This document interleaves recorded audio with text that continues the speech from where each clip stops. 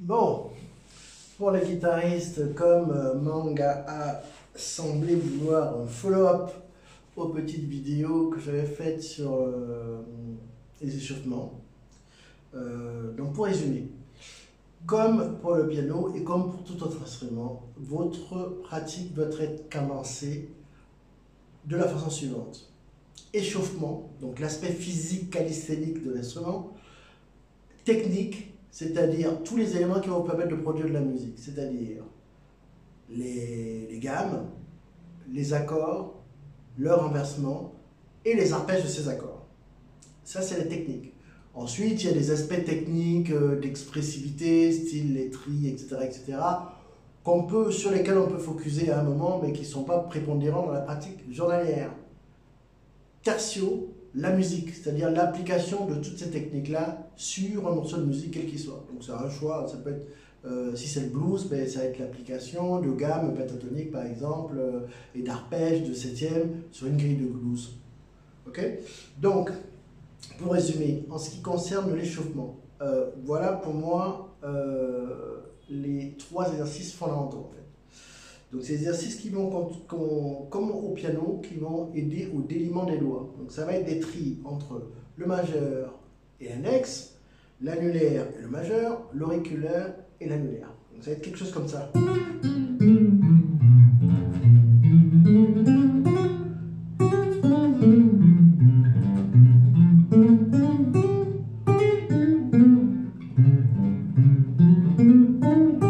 Il y en avance.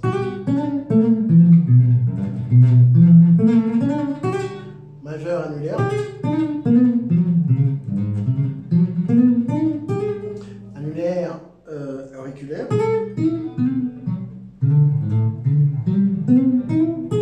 Et voilà. Et on y va jusqu'à la deuxième case.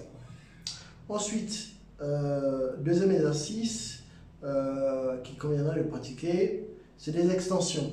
Alors, les extensions, c'est un peu dangereux, donc je recommande de les pratiquer exclusivement entre l'index et le majeur et entre l'annulaire et l'auriculaire et pas entre le majeur et l'annulaire parce que parfois on peut exagérer et se faire très mal et de façon d'ailleurs irrévocable parce que ces muscles-là sont extrêmement fragiles. Donc je recommande d'éviter. Donc ça serait de faire des tris comme ça.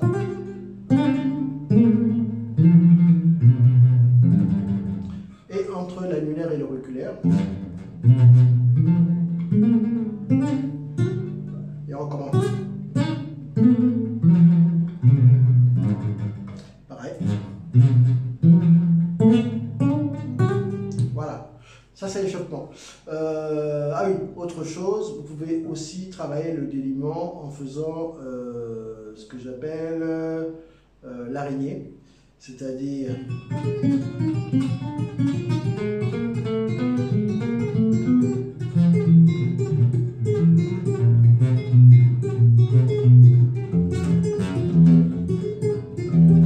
etc. C'est pas, une fois qu'on a fait les deux premiers, c'est pas forcément fondamental. Je pense que pour la main gauche, tri plus travail sur les extensions, ça suffit largement. Pour la main droite en termes d'échauffement, éventuellement ce que vous pouvez faire, c'est juste de faire un barré par exemple, sol barré, sol majeur barré, et de faire...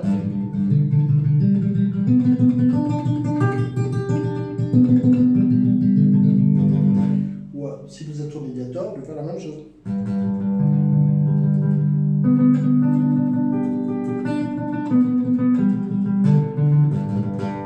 Voilà. Ça suffit largement. Vous faites ça, vous avancez, sol, la bémol, la, si bémol, etc. Jusqu'au mi éventuellement en faisant ça, ça suffit largement. Une fois que ça c'est fait, donc ça c'est l'échauffement, ça vous a pris, et ça il faut le faire tous les jours. Ça vous a pris 5 minutes. Mais vous avez exercé vos muscles et votre mémoire, j'ai envie de dire, musculaire. Ensuite, la technique. La technique, les gammes. Les gammes, il faut les connaître littéralement avant de travailler sur des patterns sur ces gammes-là. Qu'est-ce que j'appelle pattern? C'est des choses comme ça. Ça, c'est un pattern. Mais la gamme elle-même, c'est ça. La gamme majeure. Cette gamme-là, il va falloir faire Fa majeur, Si bémol majeur, Mi bémol, etc., etc., etc. Voilà. Ensuite, vous pouvez faire les mondes de la gamme majeure si vous les connaissez, c'est-à-dire dorien, phrygien, lydien, qui c'est l'autre, mixolydien, éolien et locrien. Donc, dorien, par exemple, ça serait... ah non, c'est pas ça.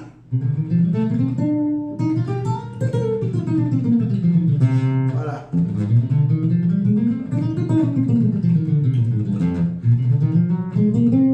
Etc., etc. Je crois que je me suis emmêlé les pinceaux. Bref, vous appliquez le même principe sur n'importe quelle gamme qui vous plaît, dont les gammes pétatoniques. Et les gammes pétatoniques, éventuellement, l'approche la plus facile, c'est de les prendre à partir de la 6e corde et de descendre à partir du Fa. Donc de faire, par exemple, pétatonique mineur.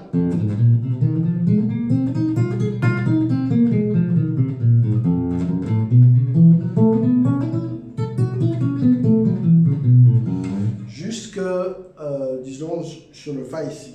Ok, en 13e cadre. Une fois que vous avez fait vos gammes, plus tard vous apprendrez à faire les patterns, c'est-à-dire une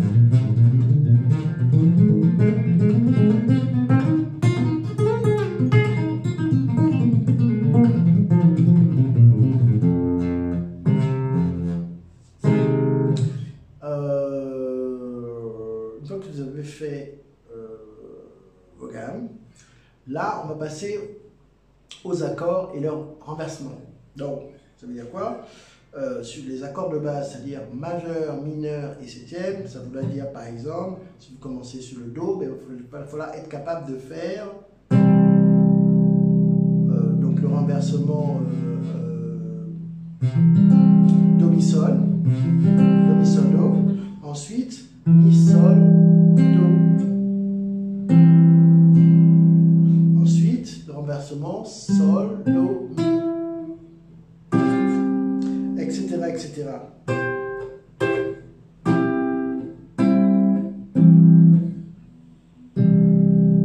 Et après, vous le faites partout.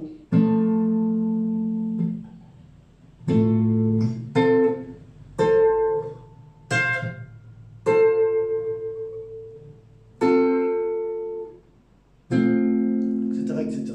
Et puis sur le Si bémol, pareil.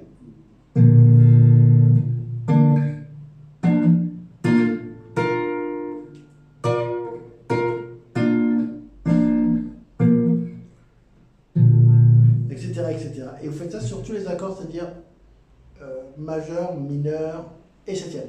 Ok? Quand vous avez fait les renversements comme ça, qu'est-ce qu'il vous reste à faire? Et vous les avez fait dans toutes les tonalités, ben là, grosso modo, vous êtes prêt à jouer. Vous êtes prêt à faire